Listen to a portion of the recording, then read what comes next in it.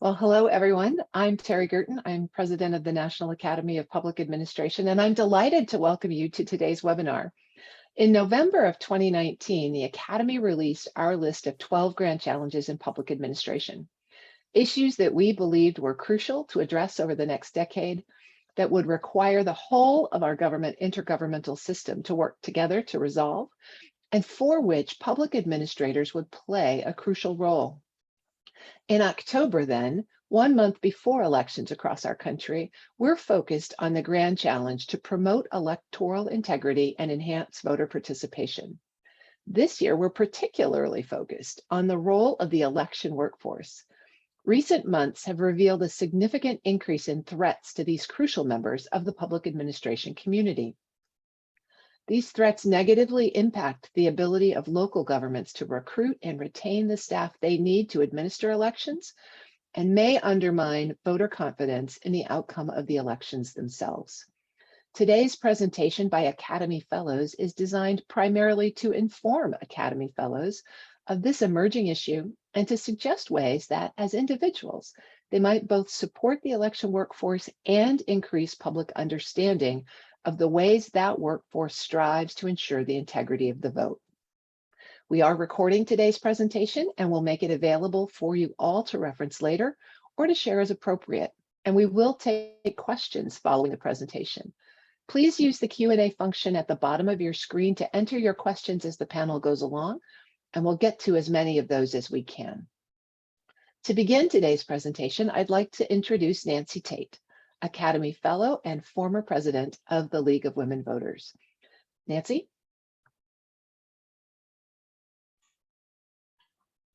Thank you, Terry. I think I'm unmuted. Hello, everyone. Yes, the working group on the Election Grand Challenge has decided to focus on the election workforce issue because this is the election challenge that seems to be most related to NAPA. Election workers play an important role in the public administration sense and in their local communities. They're increasingly subject to threats and intimidation. And as I'm talking about the election workforce, I want to clarify that in this context, we mean the paid professionals who run elections, as well as the unpaid volunteers who serve as poll workers in other capacities. So this is primarily workers at the local level, but it does include, this phrase does include state personnel as well. And individuals in all of these categories are increasingly, we have seen, have been increasingly subject to threats and intimidation. That leaves many of them quitting their job or planning to quit their job, putting local governments in the position of either not being able to fill these roles or having to retain people who are much less qualified. And this undermining of confidence in local government can also undermine voters' confidence in election results. On today's program, we want to highlight the nature of the problem for the fellows. We want to share what other organizations are doing. And we want to suggest ways that the fellows can get involved, to learn about this issue themselves, to share their understanding of this, to increase better public understanding of the issue about the workforce and how that relates to elections, to support the election workforce directly, and to counter misinformation about the election process. So I want to introduce to you my other panelists, and I want to see their faces here, if we can do that. So I can, all of these folks are NAPA fellows. They all have extensive backgrounds, but I'm only going to introduce them briefly now so that we can have a swift handover between them as their time comes up. They will then just pass the baton on to their fellow panelists.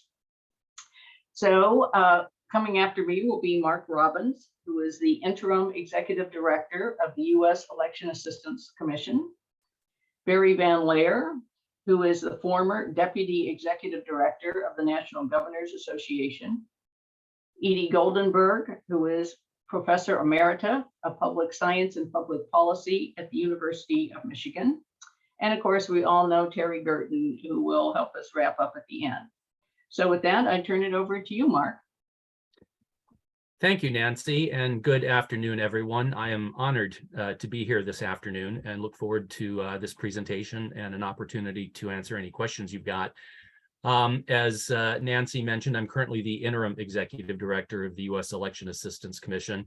I also served as general counsel and acting executive director of the commission from 2010 to 2012.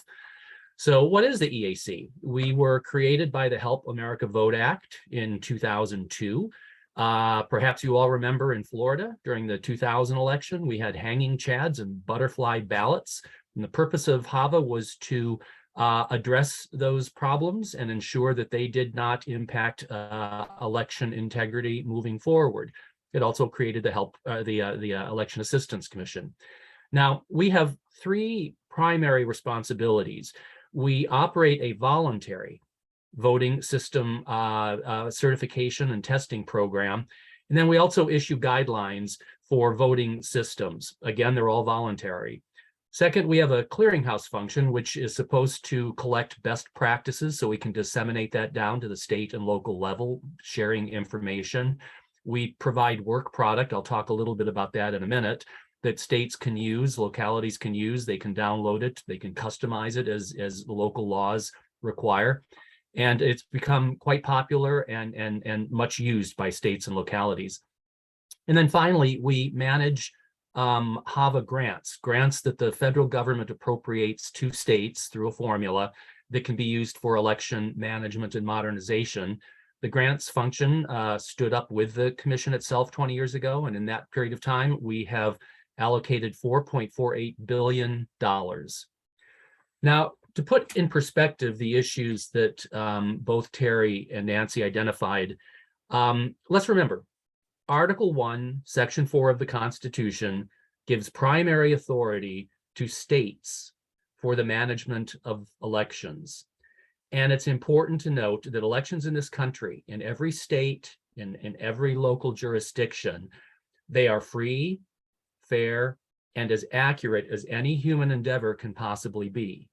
There will always be close elections. There will always be human error, and there will always be systems malfunctions. But there is no evidence whatsoever that any of these have impacted the result of an American election in recent history. But there is no question that our election system and process are under stress these days. Officials at all levels are focusing on three primary areas of security. There's cybersecurity, that's protecting the systems from compromise. There's physical safety of the voting locations and equipment. And finally, what we're talking about today, the physical security of elections workers and officials.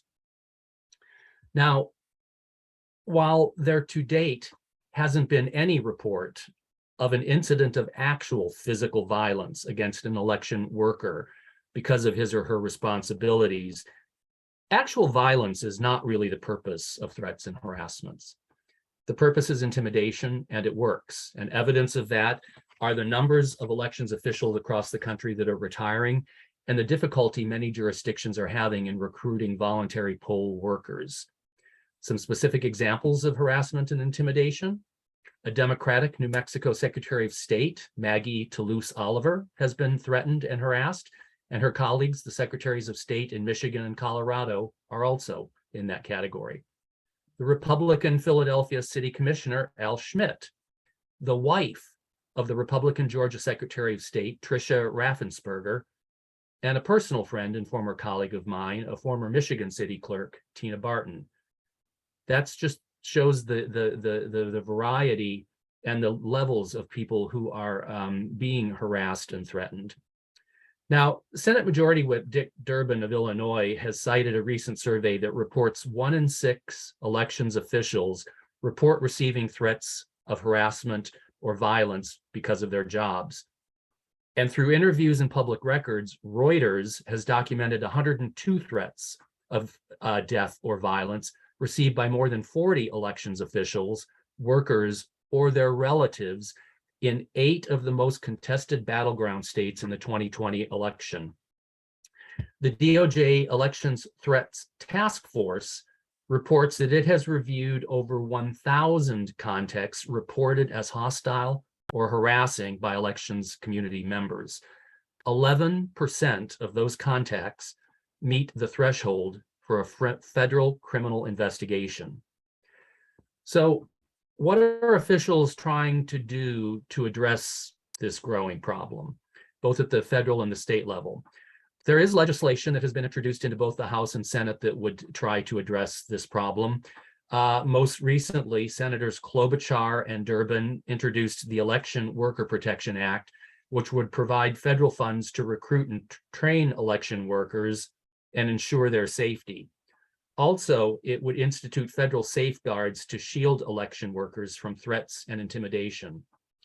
At the state level, California, Colorado, Maine, Oregon, and Vermont have all recently passed legislation that would impose criminal penalties for threats of violence against election workers and would provide for the shielding of personally identifiable information on those officials so that those who would tend to threaten or harass don't have easy access to getting a hold of them. There is, as I just mentioned, a Department of Justice task force to help protect election workers from threats and the foreseeable consequences of such threats on the integrity of U.S. elections. DOJ created this Election Threats Task Force in 2021, and it includes members from the Criminal Division, the Civil Rights Division, the National Security Division, and the FBI. It investigates and prosecutes threats of violence to the election community. The Department of Justice also has a grants program called the Edward Byrne Memorial Justice Grant Program. It's a competitive application grant program. In the 15, 16, 17 years since its existence, DOJ has made 22,000 direct grants totaling $7 billion to states and localities for a variety of election-related purposes, including now the physical safety of election workers. And it's important to note that there is no state match or local match required to apply and receive these funds from DOJ. My own agency, the Election Assistance Commission, has recently determined in consultation with the Government Accountability Office that HAVA grant funds, which Congress appropriates to us, can be used consistent with guidance for programs and projects dedicated to the physical safety of election workers. That had always been in question, and the commissioners themselves about 6 weeks ago resolved that in favor of the states. So states are now able to use those monies for programs that would provide safety. The EAC also has, as I said, through our clearinghouse function, products that can be used by states and localities. They merely go onto our website, they can download them, they can customize them for their local rules, their local regulations, they can put their own local signage on these things. There's no pride of authorship on our part. Some of the resources dealing with officials' safety is resources on how to report a threat. What are the various challenges to elections officials? How do you define common threats and harassment? How can an individual office or an individual assess his or her own safety?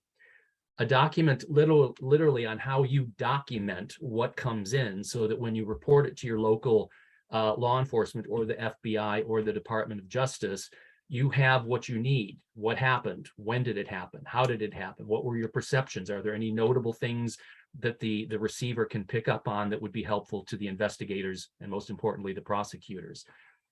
We have resources on self-care and mental health, and we have resources on personal security for elections officials checklist so that they can literally go down both before the election, on election day, and after the election on how to protect themselves.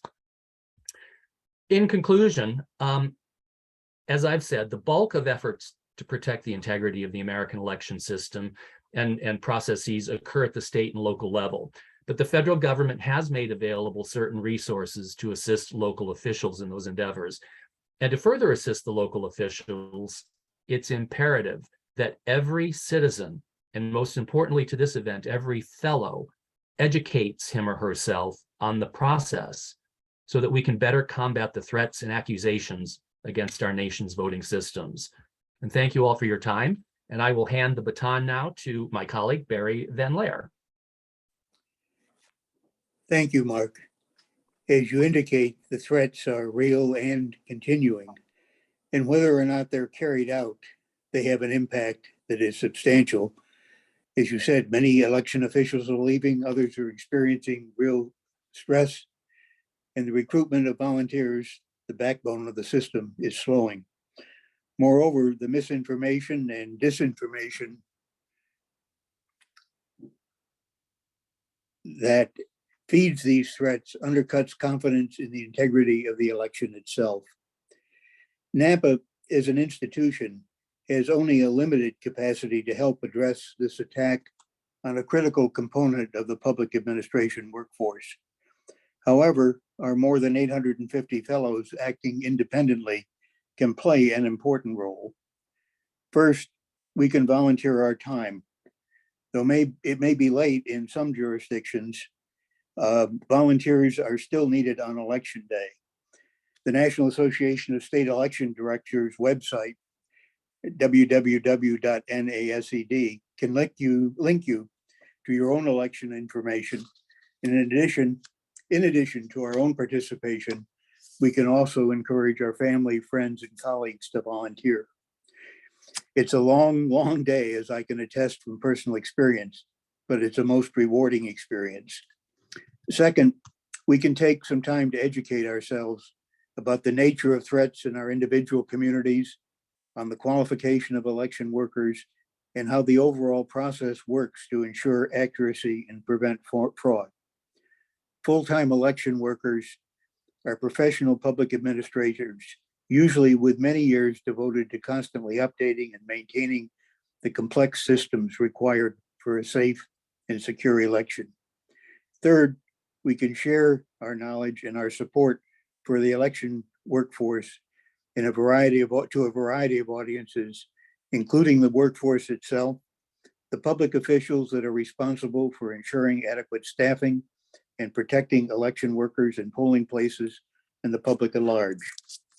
The message can be simple or complex. For election workers, we understand that you're valued professionals and that you deserve our support and the support of the public.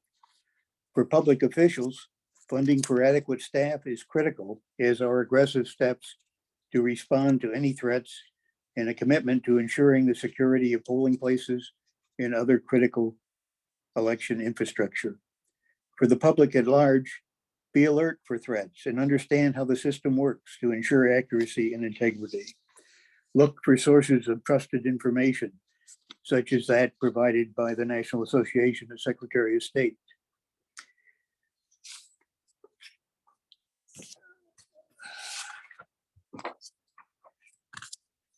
You also are able to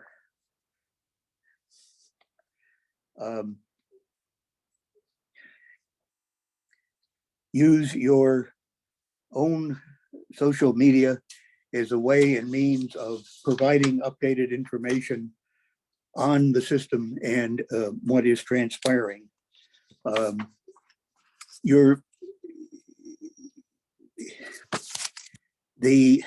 I apologize, I've lost my notes for this. I'm sorry. Once you are ready, there are a variety of communication tools available to you. Numerous organizations have scheduled public meetings to help inform potential voters about the upcoming election. Fellows might both consider participating in those sessions and encouraging others to do so as well. If there are not already sessions in your locality, you might encourage groups in which you participate to consider sponsoring them. You can attend local government meetings addressing election-related budget or security issues and send an important message to local officials about the importance of supporting those activities. You can develop op-eds and letters to the editor as another tool to consider. They can cover a broad range of topics, including calling attention to the threat, underscoring the integrity of the system and the professionalism of the workforce, encouraging and recognizing volunteers, promoting early voting and mail-in voting, and communicating what to expect on election day. For example, a recent court case here in Maryland now allows for the early counting of mail-in ballots, which means that the final results may now be available days earlier than in the past. And particularly important, maybe rebutting misinformation being circulated in news stories, columns, and on the internet. And your own social media accounts may be one of the most powerful communication tools. There you can create your own content and post it on your own accounts and or share it with NAPA for possible use in Management Matters or on federalism.us. You can like and share NAPA's own materials with your contacts and followers, and similarly share posts and resources that you see on the election issue with your networks. And you can alert Facebook, Twitter, and the like to false, misleading, or threatening content. But most of all, I think it's important to register and vote and urge others to do so as well, paying particular attention to those states where you will be electing officials who will oversee future elections. Now, let me turn this over to Edie, who will discuss some of the special opportunities available to academic fellows. Thanks, Barry. It's a pleasure to be here on this and with this distinguished panel and to be talking with my fellow NAPA members. I want to talk about opportunities for academics among us. And there are many. One of them I mentioned up here at first is convening or participating in a public forum with local election officials, or LEOs as we call them. There's one that occurred at Rutgers recently that was posted on the NAPA website. That will be recorded. It was recorded and it will become available very shortly for those of you who weren't able to see it. We were planning one at Michigan and I was going to moderate it, but it was canceled because one of our election officials was charged with inappropriate behavior with regard to his responsibilities. So you have to be a little careful about who you select and a balanced group, but it can be very rewarding and informative. Also, there are resources which research findings and so forth, which I've mentioned a number of them at the end, which you can peruse at your leisure. But you can write op-eds and bring some of that research into the public sphere for conversation. There's a lot you can do with students. There's research that suggests that just 5 minutes in class about the importance of voting and how to get it done, the importance of getting registered and so forth, can make a substantial difference in the number of students who actually vote. You can encourage them to make a plan now. They can, by federal law, vote at home, or they can vote at their campus address. But they need to check their registration now because every state has different rules and some states have very early dates after which it's too late to get registered to vote. You can talk to them about signatures. That's a big problem for students. Many of them don't really write in cursive, and they need to know that their signatures are going to be checked. So it ought to look like the signature when they vote ought to look like the one that they used when they registered to vote. You can encourage them to vote early. You can help them figure out where to get reliable information because there's a tremendous amount of misinformation being circulated on social media these days. And you can encourage them to volunteer to work the polls. It's a very rewarding experience. We have a number of young people who've done it and they love it. And our clerk has actually been pretty flexible at allowing young people to work just part of a day in order to fit with their schedules. There are a lot of examples of academic projects that you can encourage at your universities. I mentioned a few here at Michigan just to give you a taste of what's possible.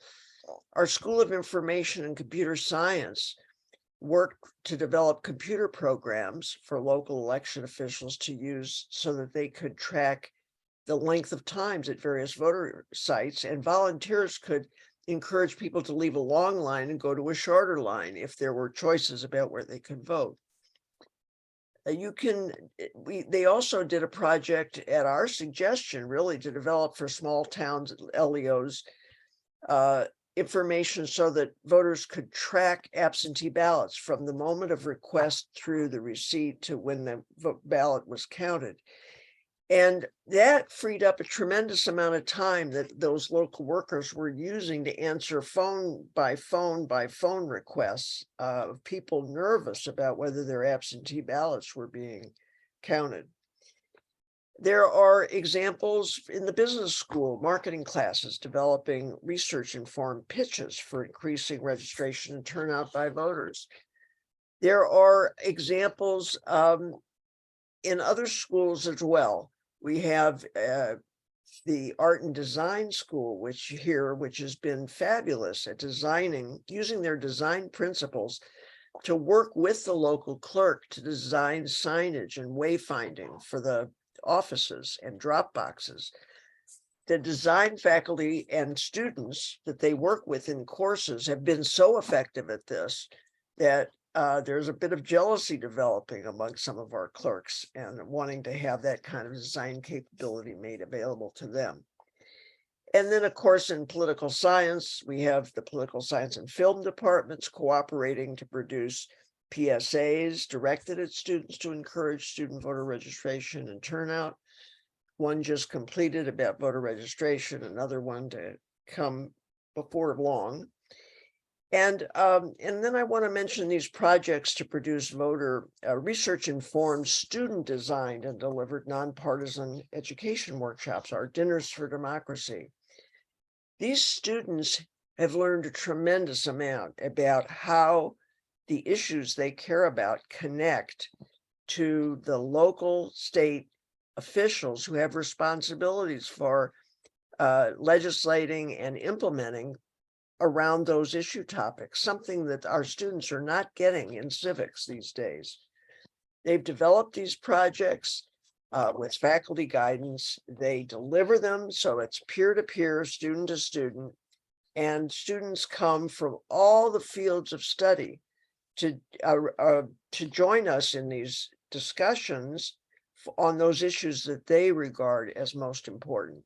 And I will just mention that we have a set of slides on probably 20 issue topics, and we're very happy to share them. We also have no pride of authorship because they would need to be adapted to your own circumstances. And then I just want to leave you with a few academic resources for you to explore. ESRA, which stands for the Election Sciences Reform and Administration Group, holds annual meetings, and I've just provide the link for one that occurred in 2021 at MIT, so you can get a flavor of what those ESRA meetings are about. The Democracy Fund on their ideas pages provides a lot of information from various scholarly resources, including this next one, which is run out of Reed College, doing annual surveys of local election officials across the country. There's a link there that can take you right to Reed, but the summaries are available on the idea pages of the Democracy Fund. And then on the right side of your slide, you'll see a number of other links to places that you can find research in this area, and these MIT and Madison, Wisconsin, and Reed College's efforts, which are notable in that they are doing work directly related to the work of our local election officials. So I thank you for your attention, and now I'm going to pass it over to Nancy. Thank you, Edie. Well, you've heard a lot of good information, but I want to go over the fact that there are other agencies, different institutions and organizations that are involved in this field, either election work more broadly, but also with work focusing on the election workforce. So there are different types of organizations in this field, though, and the ways, therefore, that fellows can interact with and learn from them varies. So, of course, there are the federal agencies. You've heard a lot about the Election Assistance Commission from Mark. That is the main agency at the federal level that has any connection on the election administration side with state and local governments. There is CISA, the Cybersecurity and Infrastructure Security Agency of the Department of Homeland Security, which has, of course, a cyber aspect, the many components of the Department of Justice, and so forth. So they are involved here. They are increasingly looking at the workforce issues. And as Mark mentioned, there has a new piece of legislation has been introduced that would get more specific about some federal protections and federal money. Then there are the state and local election administration organizations. These are the professional organizations representing those communities. The National Associations of Secretaries of State, the National Association of State Election Directors, and the National Association of Election Officials, or the Election Center, which is aimed more and provides information mostly to the local election people. Increasingly, these organizations have learned, of course, as well, that they need to help their members, and they are doing so increasingly with training, handbooks, workshops, whatever. So it's important for, it'd be useful for fellows to learn about this, and then possibly to visit or check in with their own local election office to see if that office is aware of some of these resources and can utilize them. So coming from the EAC and from these professional organizations. There are a number of research organizations, and Edie has shown you a number of those that are particularly linked academically. There are a growing number of nonprofits. One is the Center for Election Innovation and Research. So these are looking at the issue in different ways, but they may or may not be getting the word out. And with all of these things, of course, this is a new issue and a complicated issue, and getting the word out to broader audiences is important. And finally, we get to this last group, the nonprofit action and support organizations. And of course, I have to mention first here, the League of Women Voters, which is in every state and specifically in around 800 local communities. And local leagues are always working with the local election officials. So whether you want to join the league or not, there are ways that they are connecting and supporting and trying to help those folks at that level. But another group that I really want to call out as important is the Brennan Center for Justice at NYU, who has been in the election investigation, reform, research area for a long time in many components, but has more recently than some, more sooner than some, really dug into this, the challenges to the workforce. And they did a survey of election workers last spring, and that poll shows, again, some of the information you've already heard about the number of election workers who either have been personally threatened in some way or aware of others, and that is on their website. There are other relatively new groups who have been created more specifically for this purpose, such as the Committee for Safe and Secure Elections, which is a group which is bringing together state election officials and state law enforcement so that they can try to anticipate and think through how they would deal with situations if they arise. There's another group called the Election Officials Legal Defense Fund, which is trying to prepare on the legal side for lawsuits and so forth. So all of these organizations and many others are already on the NAPA website with links so that you can look at them and see if these interest you.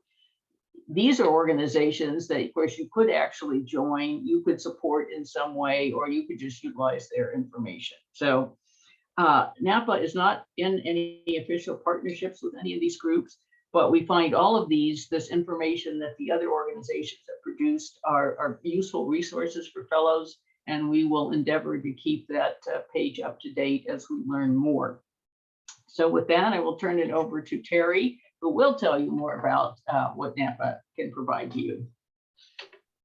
Well, thank you, Nancy. I was so motivated by the enthusiasm of this group that I've already volunteered to serve as an election volunteer in Virginia, and I'm looking forward to serving in my first ever election next month. But I want to thank all of our great panelists, Nancy Tate, Mark Robbins, Barry Van Laer, and Edie Goldenberg, for all of the material that they've provided today. This video, a podcast version of the recording, and all of the resources that our panelists have mentioned today will be available on the NAPA homepage at napawash.org. You can check that out starting Monday, October 3rd. And with that, we're going to close the official podcast or the official webinar portion of this and turn to questions.